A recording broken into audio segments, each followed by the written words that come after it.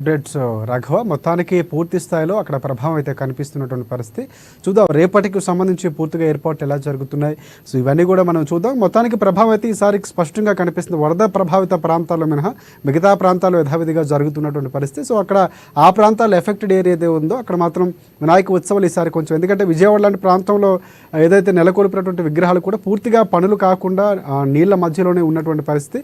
So రేపు ఎలా చేయబోతున్నది కూడా కొంతవరకు సందిగ్ధంగా ఉన్నటువంటి పరిస్థితి కనిపిస్తుంది. నెక్స్ట్ మనం మా ప్రతినిధి కడప సంబంధించినటువంటి పూర్తి అప్డేట్స్, అక్కడ ఎలా జరగబోతుంది, మిగతాకు సంబంధించినటువంటి పూర్తి అప్డేట్స్ అందించేందుకు యూసఫ్ మనకి సిద్ధంగా ఉన్నారు. ఎస్ యూసఫ్, చెప్పండి, ఈసారి గణపతి ఉత్సవాలకు సంబంధించి ఏర్పాట్లు ఎలా జరుగుతున్నాయి, పూర్తి అప్డేట్స్ అంటే?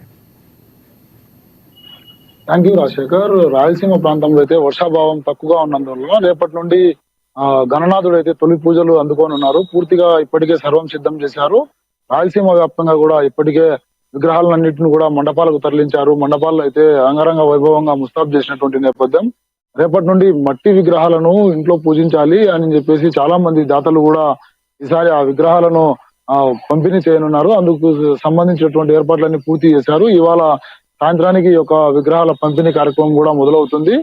పూర్తిగా రాయలసీమలో అయితే మండపాలన్నీ ఏర్పాటు చేశారు. పోలీస్ అనుమతులతో పాటు అటు ఫైర్ కావచ్చు, ఇటు మున్సిపల్ శాఖ కావచ్చు, అందరూ కూడా ఆ యొక్క అనుమతులను పొందారు. మండపాలన్నీ సిద్ధమయ్యాయి. రేపటి నుండి ఈ కార్యక్రమాలు ప్రారంభం కాబోతా ఉన్నాయి. దాదాపు రాయలసీమలో 10 రోజుల పాటు వినాయక స్వామి విగ్రహాలను పూజించనున్నారు. ఒక్కొక్క రోజు ఒక్కొక్క అలంకరణతో స్వామి వారిని అలంకరించి భక్తులకు దర్శనం కల్పించనున్నారు.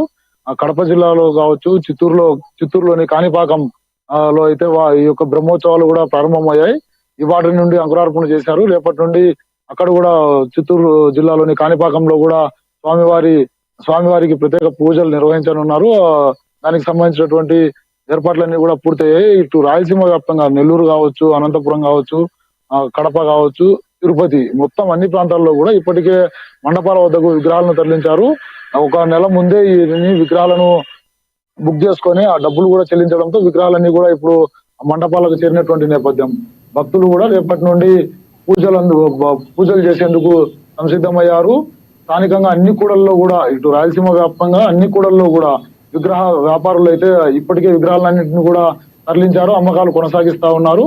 ఇవాళ సాయంత్రానికి అమ్మకాలు ఊపందుకుంటాయి. రేపటి నుండి విఘ్నేశ్వరుడు ప్రతి ఇంట్లో కూడా కొలువై పూజలు అందుకునేటువంటి నేపథ్యం కనబడతా ఉంది. రాయలసీమ ప్రాంతంలో వర్షాభావం తక్కువగా ఉన్నందుకు ఈ యొక్క వినాయక చవితి ఉత్సవాలను అయితే యథావిధిగా కొనసాగించేటువంటి సాంప్రదాయానికి శ్రీకారం చుట్టారు.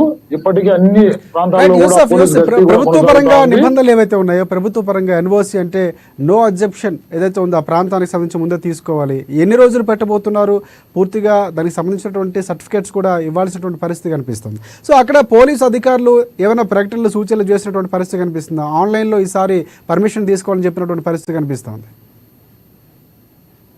ఎగ్జాక్ట్లీ రాజశేఖర్, పూర్తిగా కూడా పీస్ మీటింగ్ లో కూడా ఇప్పటికే రాయలసీమ జిల్లాలకు సంబంధించినటువంటి అందరూ ఎస్పీలు కూడా నిర్వహించారు.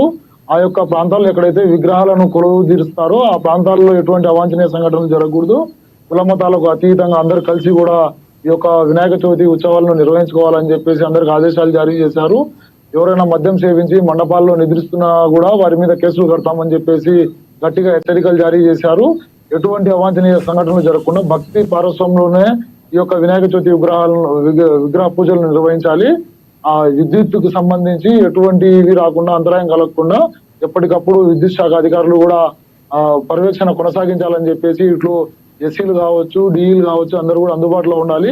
వర్షాలు పడేటువంటి మండపాలు ఏవైతే ఉంటాయో అక్కడ ప్రత్యేకించి విద్యుత్ ను ఎప్పటికప్పుడు అంతరాయం వచ్చినప్పుడు అవి ఆఫ్ చేయడము, ఇవన్నీ కూడా పర్యవేక్షణ కొనసాగించాలని చెప్పేసి లైన్ మెన్లను కూడా మోహరించారు. ఇటు రెవెన్యూ శాఖ కూడా ఎక్కడైతే విగ్రహాలు నిమజ్జనం చేస్తారో ఆ ప్రాంతాల్లో మొత్తం కూడా చెరువుల వద్ద పూర్తిగా పహరా కాస్తా ఉన్నారు.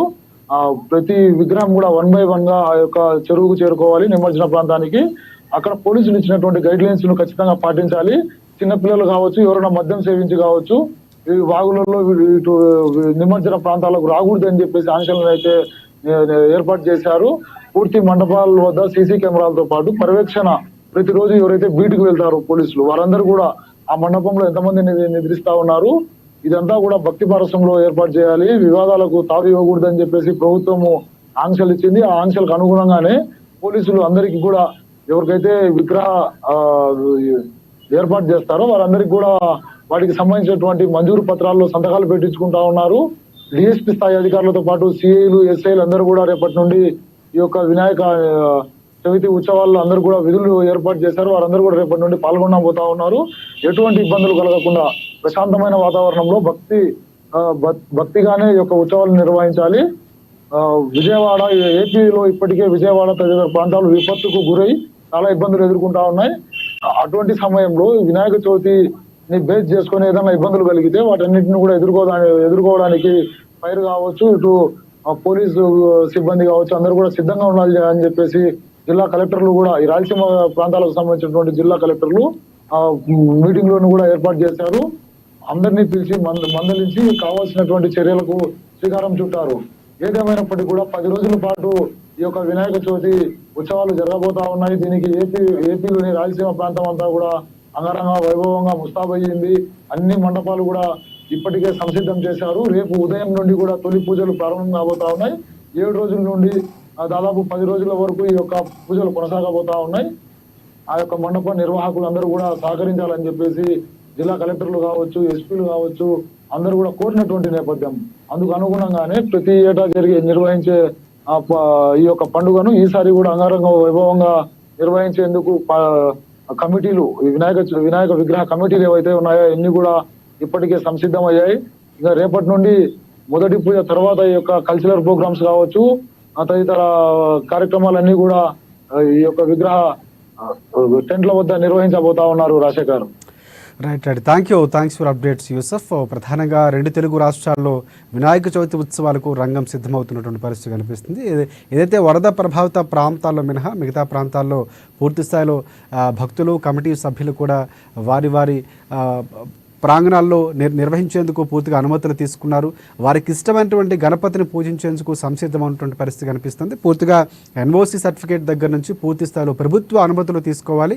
సో ఇక్కడ ఉన్నటువంటి విద్యుత్ వినియోగానికి సంబంధించి కూడా ముందుగానే అనుమతులు తీసుకోవాల్సి ఉన్నటువంటి పరిస్థితి కనిపిస్తుంది. ప్లాస్టర్ ఆఫ్ ప్యారిస్ ఏవైతే ఉన్నాయో విగ్రహాలు, సో దానికి సంబంధించినటువంటి పూర్తి స్థాయిలో నిబంధనలు విధిస్తున్నటువంటి పరిస్థితి.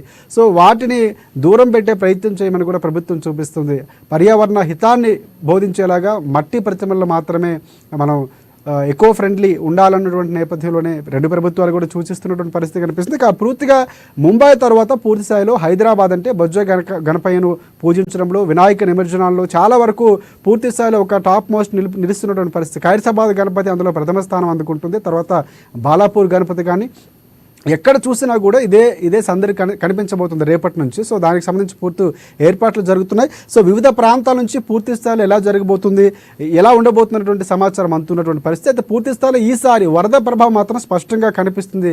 ఇప్పటికీ ఆ కారు మబ్బుల్లోనే కమ్ముకున్నటువంటి ఆ వరదల్లో చిక్కున్నటువంటి వారు మాత్రం ఈసారి పూజకు దూరంగా ఉండే అవకాశాలు చాలా వరకు కనిపిస్తున్నాయి. వీధులన్నీ కూడా బోసిపోతున్నాయి. విజయవాడ లాంటి ప్రాంతం, ఖమ్మం లాంటి ప్రాంతాల్లో ఎఫెక్ట్ చాలా ఎక్కువ, చరిత్రలో ఎప్పుడు లేని విధంగా ఉంది. కాబట్టి మినహా పూర్తి స్థాయిలో మిగతా సందర్భాల్లో మాత్రం మిగతా ప్రాంతాల్లో పూర్తిగా ఈసారి వినాయక ఉత్సవాలకి రంగం సిద్ధమవుతున్నటువంటి పరిస్థితి కనిపిస్తుంది. ఇప్పటికే భక్తుల కోలాహలం మనం చూస్తాం. మార్కెట్లో కూడా పూర్తిగా పూజా సామాగ్రి దగ్గర నుంచి డెకరేషన్, స్వామివారిని ఎంచుకోవడం, ఎలాంటి ప్రతిమ కావాలి, ఈసారి ఎలాంటి దర్శనం అవబోతున్నారు, ఎన్ని రోజులు, ఇవన్నీ కూడా పూర్తిగా ప్రభుత్వ అనుమతులు తీసుకొని చేస్తున్నటువంటి పరిస్థితి. ఈసారి తెలంగాణ ప్రభుత్వం కూడా పూర్తి స్థాయిలో కరెంటు ఉచితంగా ఇస్తామని కూడా చెప్పినటువంటి పరిస్థితి కనిపిస్తుంది. సో మొత్తానికి పూర్తి స్థాయి ఇది ఏర్పాట్లకు సంబంధించి గణేష్ నిమజ్జనం. సో పూర్తిగా అమ్మాని తరఫు నుంచి ఒకటే, ఈసారి ఎకో ఫ్రెండ్లీని మనం ప్రతిసారి చెప్తున్నటువంటి పరిస్థితి. మనం